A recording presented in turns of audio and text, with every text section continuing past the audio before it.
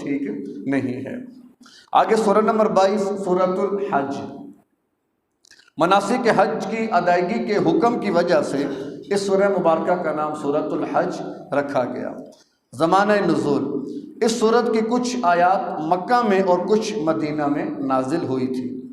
مضامین، اس صورت میں مختلف لوگوں سے اللہ تبارک و تعالیٰ نے خطاب فرمایا ہے، جیسے مثال کے طور پر کفار مکہ ہیں، یہود ہیں اور مجوس یعنی آگ کی پرستش کرنے والے۔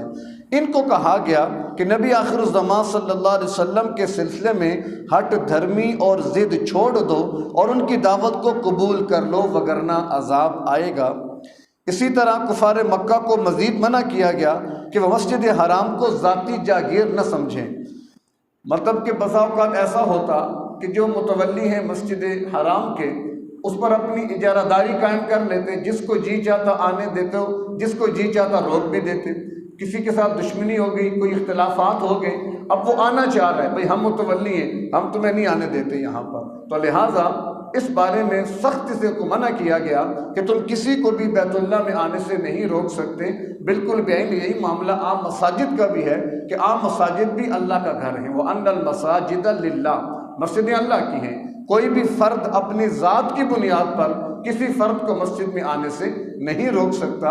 روکنے والے کے بارے میں بڑی سخت وعیدیں موجود ہیں۔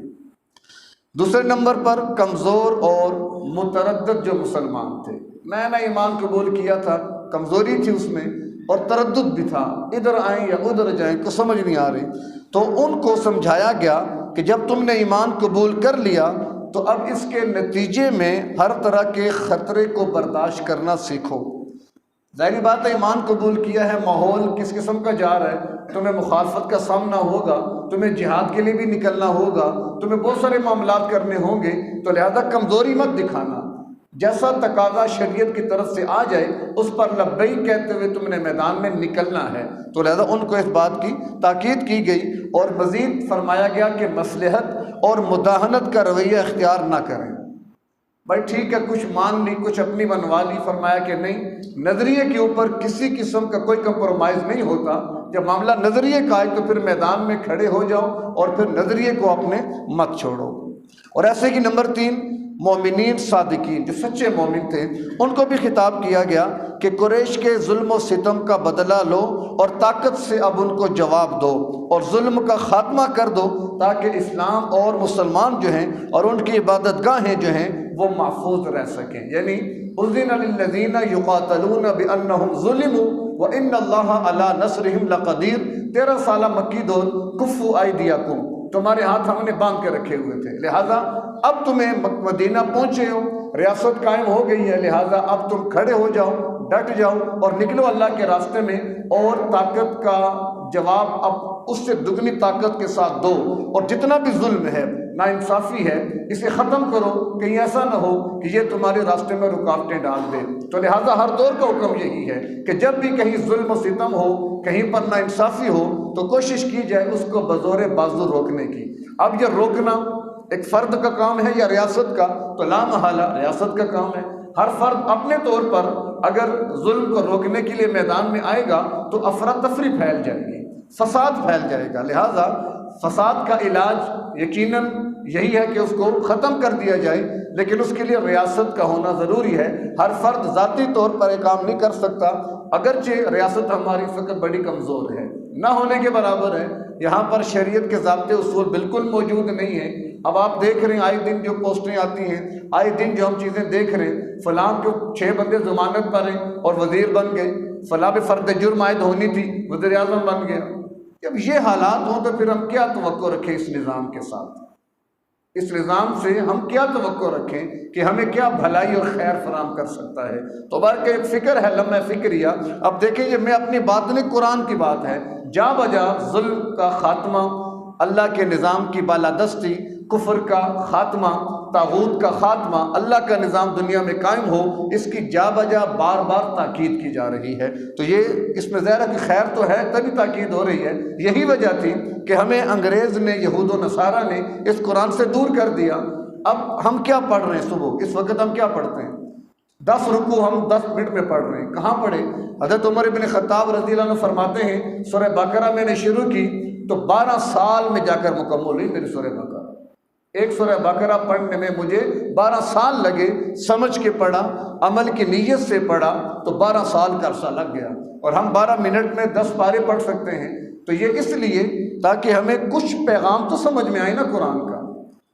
اب کئی مساجد میں مجھے اندازہ ہوا کہ وہ روزے کے مسائل چل رہے فجر کے بعد، ٹھیک ہے روزے کے مسائل ہماری ضرورت ہے، اس کا اہمیت کا انکار نہیں ہے، لیکن یہ بات ذہن میں رکھیں جب بھی کسی کو مسئلہ پیش آئے گا نا وہ فون لازمی کرے گا مولوی صاحب کو، بے شک وہ 10 دفعہ سنے مسئلہ لیکن پوچھے بغیر وہ نہیں رہ سکے گا۔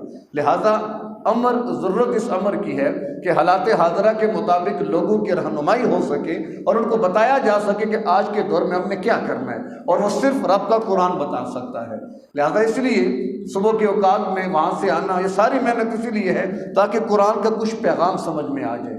ربانی پیغام سمجھ آئے گا نا تو پھر اللہ خود ہی ہمارے لیے کے راستے بنا دے گا اور ہمارے لیے آسانیاں پیدا فرما دے گا۔ تو بہرکیف اسلام کا تحفظ، مسلمانوں کا تحفظ اور ہماری عبادت گاہوں کا تحفظ صرف اور صرف اسی چیز میں ہے کہ ہم علم جہاد کو بلند رکھیں اور دشمن کی آنکھوں میں آنکھیں ڈال کے بات کریں اور کسی کو میلی نگاہ سے دیکھنے کی اجازت نہ دیں، اور ان سب امور کے لیے ہمیں طاقت چاہیے، ہمیں قوت چاہیے، اور وہ اللہ حکم دیتا ہے وَأَعِدُّوا لَهُم مَّا اسْتَطَعْتُم مِّن قُوَّةٍ وَمِن رِّبَاطِ الْخَيْلِ تُرْهِبُونَ بِهِ عَدُوَّ اللَّهِ وَعَدُوَّكُمْ۔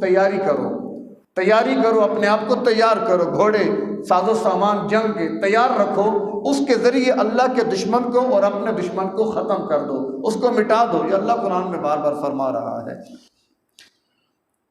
اور اسی طرح مزید مسلمانوں کو یہ تاکید کی گئی کہ جب تم جہاد کا علم بلند کرو گے تمہاری سرحدیں پھر پھیلیں گی، پھر تمہارا اقتدار قائم ہوگا، اس میں تقویت آئے گی، تو کہیں زیادتی نہ کرنا، ظلم نہ کرنا۔ ہو سکتا ہے تمہارے آڑے وہ لوگ آ جائیں جنہوں نے تمہیں مکہ سے بے دخل کیا، ظلم کیا، تمہارے سے بڑی ناانصافی کی تمہارے ساتھ، اب تم اقتدار پہ آ گئے ہو، طاقتور بن جاؤ اور ان کے ساتھ زیادتی شروع کر دو۔ ساتھ ساتھ اللہ تبارک و تعالیٰ تربیت بھی فرما رہے ہیں کہ اگر اقتدار مل جائے، قوت مل جائے تو اعتدال کی حالت میں رہنا ہے، اور ابراہیم علیہ السلام کا حقیقی وارث بن کے، کیونکہ حج ابراہیم علیہ السلام کی اداؤں کا نام ہے، ان کی نسبت سے انشاءاللہ حج کے مہینے میں تفصیل آ جائے گی ساری، تو ابراہیم علیہ السلام اور حج یہ بڑا قریبی تعلق ہے۔ تو گویا ابراہیم علیہ السلام کی حقیقی وراثت کا ہمیں حکم دیا جا رہا ہے کہ تم نے ان کے حقیقی وارث بن کے رہنا ہے۔ اور اسی طرح ضمناً جہاد، انفاق فی سبیل اللہ، اقامت صلاح، ادائیگی زکوٰۃ، امر بالمعروف نہی عن المنکر، اور حج کو ہمیشہ جاری و ساری رکھنا اور تقوی پر اس کی بنیاد رکھنا۔ جب تک تمہارے اندر تقوی نہیں ہوگا تمہارا کوئی بھی عمل اللہ تک نہیں پہنچ سکتا۔ اور تقوی کیا ہے؟ اللہ کے ہونے کا یقین، اللہ کے سامنے جواب دہی کا یقین کہ جو میں کر رہا ہوں میں نے اللہ کو جواب دینا ہے۔ تو لہٰذا اگر کلرک کو پتہ چل جائے میں نے افسر کو جواب دینا ہے تو کلرک اپنا سارا کام کر کے افسر کے پاس جائے گا، کہیں ایسا نہ ہو کہ بےزتی ہو جائے۔ ایک کلرک اپنا کام پورا کرے گا افسر کے سامنے جانے سے پہلے تو ہم نے تو اللہ کے حضور جواب دینا ہے۔ کلرک پھر گڑبڑ بھی کر دے، افسر کو پتہ نہیں چلے گا، اللہ تو ہمارے دلوں کے رازوں کو بھی جانتا ہے، تو اللہ سے ہم نہیں چھپ سکتے، نہ ہمارے خیالات چھپ سکتے ہیں۔ لہٰذا اپنے ظاہر اور باطن کو ایک کر کے اللہ کے حضور اپنا آپ پیش کر دینا چاہیے۔ اور اسی کے ضمن میں نظر کا مسئلہ بھی گزرا ہے، وَلْيُوفُوا نُذُورَهُمْ۔ نظر کے حوالے سے یہ بات ذہن میں رکھیں کہ نظر بھی عبادت ہے، کیونکہ نظر میں کیا ہوتا ہے، جو چیز آپ کے ذمے نہیں تھی اس کو آپ اپنے اوپر لازم کر رہے ہیں۔ شریعت اس کو اچھا نہیں سمجھتی کہ تم اپنے اوپر اب میرا فلاں کام ہو گیا تو میں 10 نفل پڑھوں گا، اب آپ پر لازم تو نہیں تھے لیکن نظر آپ نے مان لی، اب اگر وہ کام ہوتا ہے تو پھر آپ کو پڑھنے پڑ جائیں گے۔ کوئی بھی آپ نظر مانتے ہیں اول تو بچنا چاہیے، اجتناب کرنا چاہیے، کیونکہ انسان بڑا کمزور ہے، اس میں اتنی طاقت نہیں ہے۔ کئی لوگ ملے کہ بھئی ہم نے نظر مانی تھی، کام ہو بھی گیا، ابھی تک پوری نہیں کر سکے، تو کیا ماننے کی ضرورت کیا تھی؟ تو برکہ نظر ماننی ہو جب بھی تو نظر صرف اللہ تبارک و تعالیٰ کی مانی جا سکتی ہے۔ کیوں؟ کام نہیں ہو رہا، ایک کام ہم نے کرانا ہے تو لا محالہ میرے ہر کام سے باخبر وہ اللہ کی ذات ہے اور اس کو کرنے پر قادر بھی اللہ کی ذات ہے، لہٰذا میں نظر جب بھی مانوں تو اللہ کے نام کی مانوں۔ اللہ کے غیر کی نظر ماننا یہ حرام ہے، یہ ناجائز ہے اور یہ شرک کے زمرے میں آتا ہے۔ اگر اس کا نمونہ دیکھنا ہو تو یہ ہمارے قرب و جواب میں جو دربار موجود ہیں اور مزارات موجود ہیں، آپ وہاں پر جائیں، پہلی بات عرض کی جا چکی ہے، وہاں پر تالے لگے ہوئے ہیں، کئی جگہوں پر جوتے لٹکے ہوئے ہیں، کئی جگہوں پر رسیاں باندھی ہوئی ہیں، کہیں پر ٹاکیاں لیریں باندھی ہوئی ہیں۔ بھئی یہ کیا ہے سب کچھ؟ کہا جی یہ نظریں مانی ہیں، لوگوں نے نظریں مانی ہوئی ہیں۔ نظر صرف اللہ کے نام کی ہوتی ہے، اللہ کے غیر کی نظر ماننا جائز نہیں ہے۔ اور یاد رکھیں اللہ نے قرآن میں فرمایا ہے کہ میں تمہارے سارے گناہ معاف کر دوں گا، میں تمہارے ان اللہ یغفر الذنوب جمیعا، بے شک اللہ سارے گناہ معاف کر دے گا۔ ایک اور مقام پہ اللہ فرماتے ہیں کہ اللہ شرک کو معاف نہیں کرے گا۔ اب اس سے پتہ چلا ایک گناہ ہے اور ایک شرک ہے، فرق ہے دونوں میں، کیونکہ گناہ کے بارے میں اللہ کا اصول کیا ہے؟ اللہ اگر جوش رحمت میں معاف کرنا چاہے تو کر سکتا ہے۔ شرک کے بارے میں خواہ وہ رحمت کا مقام ہو یا جلال کی کیفیت ہو، اس میں معافی نہیں ہے۔ وجہ اس کی کیا؟ کہ شرک گناہ نہیں ہے بلکہ شرک اللہ کی بغاوت ہے۔ گناہ اور بغاوت میں فرق ہوتا ہے۔ گناہ آپ نے کر لیا، اللہ سے معافی مانگے، نماز نہیں پڑھی، روزہ نہیں رکھا، کوئی بھی گناہ ہوا ہو گیا، لیکن شرک کریں گے تو گویا آپ اللہ کے باغی بن رہے ہیں۔ گناہ جرم کرے کوئی مجرم، عدالت کہیں کہیں نہ نرمی دیکھ کر فائدہ دے دیتی ہے، لیکن کوئی اپنی سلطنت کا باغی ہو جائے تو اس کی سزا سوائے موت کی اور کچھ بھی نہیں ہوتی۔ یہ تو ہماری امور سلطنت کے اندر بھی موجود ہے کہ جو بھی ریاست کا باغی ہوگا کنفرم اس کی سزا موت ہے۔ باقی کسی نے کوئی جرم کیا، قتل کر دیا، کوئی لائٹیں توڑ دی، اشارہ توڑ دیا، جرمانہ کر کے چھوڑ دو، معافی مانگے چھوڑ دو، لیکن اگر کوئی ریاست کا باغی بن جائے تو پھر اس کے لیے معافی کوئی نہیں ہے۔ تو شرک جو ہے یہ اللہ کی بغاوت ہے، لہٰذا اللہ اس کو معاف نہیں کرے گا۔ اور یہ ساری چیزیں ہمیں اللہ اپنے قرآن میں بتا بھی رہا ہے کہ توحید کیا ہے، توحید کے تقاضے کیا ہیں، ہم کیسے توحید پہ آ سکتے ہیں، شرک کیا ہے۔ اب جا بجا آپ دیکھیں تقریباً ہر صورت میں یہ مضمون آ رہا ہے کہ توحید کو اللہ نے بار بار بیان فرمایا اور شرک کی مذمت فرمائی۔ پھر بھی قوم اگر شرک میں مبتلا رہے، لوگ سمجھتے ہیں کہ ہم شرک کر ہی نہیں رہے۔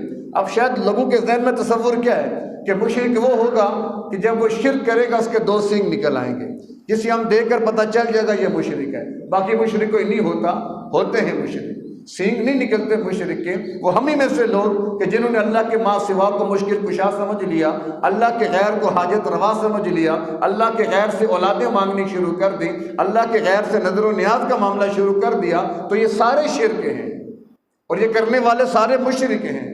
کوئی معافی نہیں ہے مشرک کی جب تک کہ وہ اپنے شرک سے توبہ تائب نہ ہو جائے، اس سے بیزاری کا اعلان نہ کر لے اور اللہ کی توحید کے علم کو نہ تھام لے۔ اللہ ہمیں اس قرآن کا فہم اور اس کو سمجھنے کی اور اس پر عمل کی توفیق عطا فرمائے۔ وآخر دعوانا ان الحمد للہ رب العالمین۔